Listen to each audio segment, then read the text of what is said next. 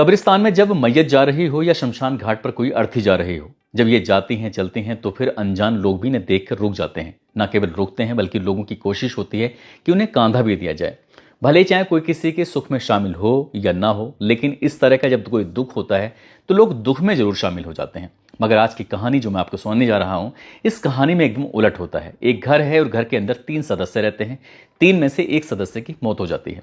जब एक सदस्य की मौत हो जाती है तो इन बचे हुए बाकी 2 सदस्यों को इस मौत में शामिल होना चाहिए था। लेकिन 2 में से एक सदस्य ऐसा होता है जो विदेश जाने की तैयारी करने लगता है और अपने कपड़े वगैरह पैक करने लगता है। देखते ही देखते बात कहासुनी में बदल जाती है। और कहासुनी जब कभी कत्ल हो सकता है, इस बात की किसी ने कल्पना नहीं की थी। यानी कि एक शख्स मरा हुआ है, दूसरे का कत्ल हो जाता है और इस बात को बीते हुए लगभग 4 महीने का समय बीत जाता है।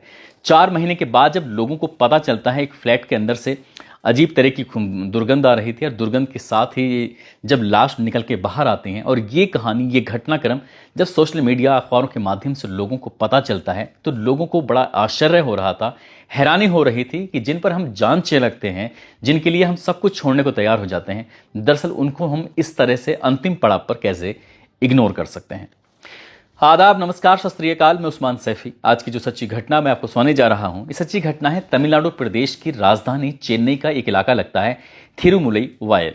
दरअसल एक अपार्टमेंट है और उस अपार्टमेंट के अंदर से अजीब तरह की दुर्गंध आ रही थी और दुर्गंध की वजह से लोग बहुत ज़्यादा परेशान हो जाते हैं। हालांकि लोग आसपास के लोगों से पूछ रहे थे कि ये दुर्गंध कहाँ से आ रही थी और धीरे धीरे करके वक्त बीत रहा था।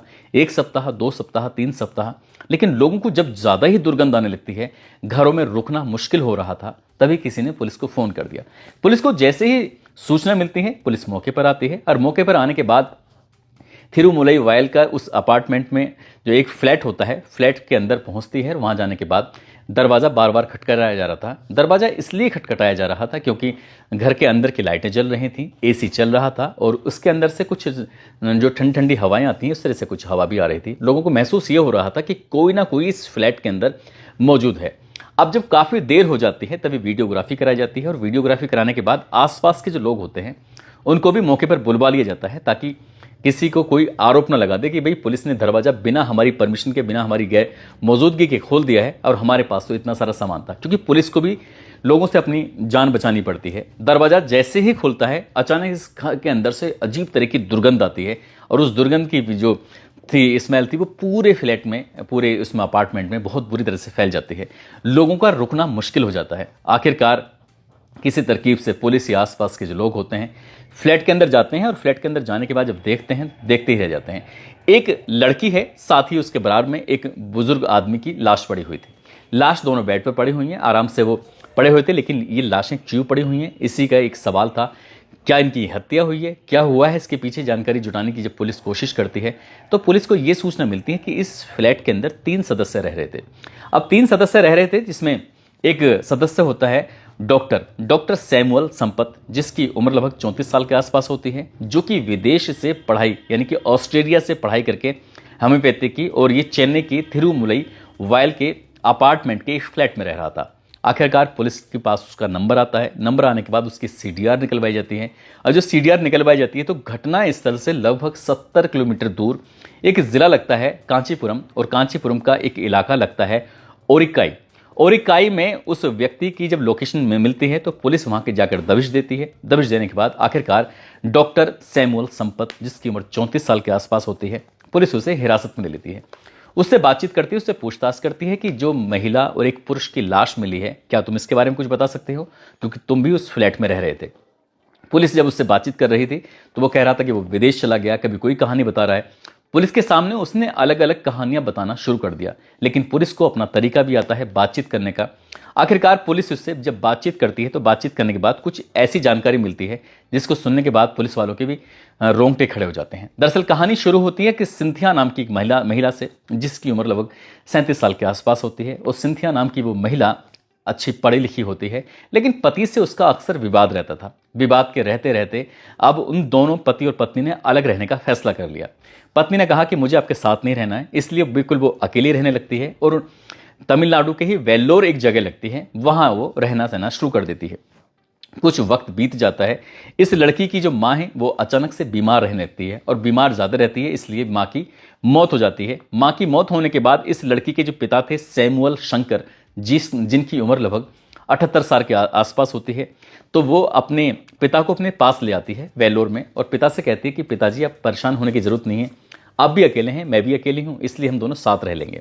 वेल्लोर में ही वो दोनों साथ रहने लगते हैं और एक दिन पिता की भी तबीयत ज़्यादा ख़राब होने लगती है। डॉक्टर के पास लेके जाते हैं। डॉक्टर कहते हैं कि इनकी किडनी तो बहुत ज़्यादा बेकार हो चुकी हैं, ख़राब हो चुकी हैं, इसलिए इनकी इलाज की ज़रूरत है, किसी अच्छे बढ़िया डॉक्टर को दिखाओ। बढ़िया डॉक्टर दिखाओगे तो शायद कुछ उम्मीद बढ़ जाएगी। एक तो बढ़ती हुई उम्र थी, ऊपर से किडनी का ख़राब होना पिता के लिए बहुत मुश्किल हो रहा था। इसलिए बेटी ने डॉक्टर से पता किया। डॉक्टरों ने कहा कि आपको यहाँ से चेन्नई जाना चाहिए। इनकी वेल्लोर से लगभग 137 किलोमीटर दूर चेन्नई लगता है। चेन्नई में बढ़िया डॉक्टर के पास वो महिला जाती है, इलाज कराती है। अब ये सिलसिला शुरू हो जाता है। पिता को बीच बीच में उसको वेल्लोर से सीधा चेन्नई आना जाना चलता रहता था। एक दिन जब वो सफ़र कर रही थी, सफ़र करने के दौरान सोशल मीडिया के पन्ने पलट रही थी, कभी फेसबुक, इस तरह से जो आजकल इंस्टाग्राम पे बहुत ज़्यादा लोग बिजी रहते हैं। जब ये सोशल मीडिया के पन्ने पलटते पलटते एक बार उसके पास एक रिक्वेस्ट आती है और रिक्वेस्ट होती है डॉक्टर सैमुअल संपत की। और जैसे ही रिक्वेस्ट आती है वो दोनों एक दूसरे की रिक्वेस्ट को स्वीकार कर लेते हैं। दोनों की बातचीत का सिलसिला शुरू हो जाता है, दोस्ती हो जाती है, दोस्ती और ज़्यादा गहरी हो जाती है। अब एक दूसरे के सुख दुख की बातें भी करने लगते हैं। लड़की ने अपने बारे में साफ साफ बता दिया कि उसकी शादी हो चुकी है, उसका पति से विवाद हो गया था, इसलिए वो पति से बिल्कुल अलग रहती है और फिलहाल अपने पिता के साथ रह रही है। जब उसने पूछा कि तुम रहती कहाँ हो, तो उसने अपना एड्रेस पहले तो वेल्लोर बताया था, बाद में कहने लगती है कि वो थिरुमुलई वायल में रह रही है, यानी कि थिरुमुलई वायल का एक अपार्टमेंट है, वहां पर उसका फ्लैट है, वो वहां पर रह रही है। डॉक्टर ने जैसे ही ये बात सुनी, डॉक्टर को बड़ा आश्चर्य हो रहा था। डॉक्टर ने कहा कि तुम्हारा जो अपार्टमेंट है वो कहाँ पर है? तो लड़की बताती है कि मेरा अपार्टमेंट फला जगह है। दरअसल मुझे वेल्लोर से चेन्नई आना पड़ता था और बार बार जब चक्कर लगाने पड़ते थे तो पापा को बहुत ज़्यादा दिक्कत होती थी, इसलिए सोचा कि जब तक इलाज चल रहा है, इसलिए वो थिरुमुलई वायल में आकर रहना सहना शुरू कर देती है। तो जैसे ही अपार्टमेंट की बात आती है, डॉक्टर कहता है कि मैं भी उसी अपार्टमेंट में रह रहा हूँ, मेरा तो फ्लैट नंबर ये है। अब दोनों एक दूसरे के फ्लैट के बारे में बात करते हैं। ये बड़ी ही इत्तेफाक की बात थी कि दोनों सोशल मीडिया से एक दूसरे से मिलते हैं, लेकिन एक ही फ्लैट के अंदर। अक्सर शहरों में होता क्या है कि भले चाहे एक ही फ्लैट के अंदर रह रहे हैं, आमने सामने फ्लैट है, लेकिन लोग एक दूसरे को पहचान नहीं पाते, जान नहीं पाते कि सामने वाले फ्लैट में कौन है, बराबर वाले में कौन है, या फिर इस वाले फ्लैट में कौन है, या पीछे वाले फ्लैट में कौन है। तो इसलिए अनजान ही बनकर उसमें रहते हैं। जब लड़का और लड़की, इनके उस लड़की के डॉक्टर साहब से लगातार बातचीत चल रही थी, डॉक्टर साहब ने अपना पता बताया। उसने कहा तो मैं तो यहाँ बिल्कुल अकेले रहता हूँ, वैसे तो कांचीपुरम का रहने वाला हूँ, विदेश में पढ़ाई की है और होम्योपैथी का डॉक्टर हूँ। लड़की कहती है अगर तुम्हें कोई ऐतराज़ ना हो तो हम तीनों मिलकर साथ रह सकते हैं। डॉक्टर को ये बात बहुत ज़्यादा पसंद आती है। दोस्ती प्यार में बदल ही चुकी थी, दोनों आपस में साथ साथ रहने लगते हैं और लड़की के पिता को इस बात से कोई ऐतराज़ नहीं था, कुछ नहीं था। अब देखते ही देखते उसका इलाज है, हालांकि उसके पिता का बाहर चल ही रहा था, लेकिन बीच बीच में डॉक्टर साहब भी उस लड़की के पिता का इलाज करना शुरू कर देते हैं, देखने लगते हैं। अब क्योंकि घर के डॉक्टर हो चुके हैं, ये दोनों प्रेमी प्रेमिका अपने साथ साथ रह रहे थे, इलाज भी कर रहे थे, लेकिन एक दिन तबीयत ज़्यादा बिगड़ जाती है। ये सितंबर 2024 से साथ रहना शुरू कर देते हैं। लगभग 1 महीने तक ही साथ रहे थे और जैसे ही अक्टूबर की शुरुआत की ये दौर चल रही थी, तभी इस लड़की के पिता की जब तबीयत ज़्यादा खराब होने लगती है, सैमुअल शंकर की 78 साल की उनकी उम्र होती है, अचानक ही उनकी मौत हो जाती है। मौत के बाद अब इनके जो भी क्रियाक्रम करना था, जो भी आगे की एक औपचारिकताएं होती हैं किसी के जैसे मुसलमानों में कफन दफन होता है और हिंदुओं में शमशान घाट पर अंतिम संस्कार किया जाता है, ऐसे इनका भी अंतिम संस्कार वगैरह होना था। लेकिन जो डॉक्टर साहब होते हैं सैमुअल संपत, उन्होंने अपने जो कपड़े थे, बैग था, उसे पैक करना शुरू कर दिया। अब उस लड़की ने पूछा कि तुम अपना बैग पैक कर रहे हो, मेरे पिता मर चुके हैं, आखिरकार तुम क्या करना चाहते हो? वो कहता है कि मैं विदेश जा रहा हूँ, मुझे बहुत ज़रूरी काम है। बोले मेरे पिता की मौत पे ही तुम्हें विदेश जाना था? अरे विदेश जाना था तो 2-4 दिन के बाद चले जाते। एक तरफ तो मेरे पिता की मौत हो चुकी है और तुम ये सब क्या कर रहे हो? हो ना हो मेरे पिता की मौत के तुम ही जिम्मेदार हो। बात यहाँ तक पहुँच जाती है, उस लड़की ने अपने पिता की मौत के लिए डॉक्टर साहब को ही जिम्मेदार ठहराना शुरू कर दिया। उन दोनों में कहासुनी शुरू हो जाती है। कहासुनी हाथापाई में बदल जाती है और हाथापाई का एक बड़ा रूप ले लेगी, किसी ने सोचा भी नहीं था। दरअसल डॉक्टर साहब ने उस लड़की सिंथिया को जब जोड़ का धक्का मारा तो उसका असर जाकर दीवार में लग जाता है और दीवार के सहारे वो लड़की ऐसे ही गिर जाती है। 37 साल की जिसके आसपास की उम्र होती है, आखिरकार वो ज़मीन पर गिर जाती है। डॉक्टर साहब ने अपना बैग पूरी तरह से पैक किया और जब घर से निकलने ही वाले थे तो उन्होंने देखा उसको हिलाकर कि आखिरकार ये कोई मूवमेंट नहीं कर रही है, जैसे शुरुआत में गिरी थी वैसे ही गिरी हुई है, देखते क्या है कि वो लड़की मर चुकी थी। अब लड़की मर चुकी है, उसके पिता पहले ही मर चुके हैं।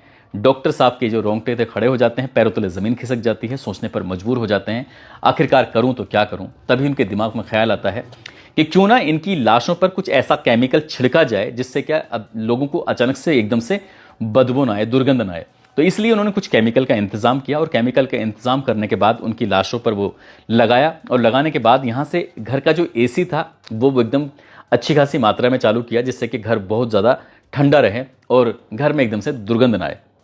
इसी तरह से अक्टूबर का महीना निकल जाता है, नवंबर का महीना निकल जाता है, दिसंबर का महीना निकल जाता है और जनवरी भी पूरा चला जाता है।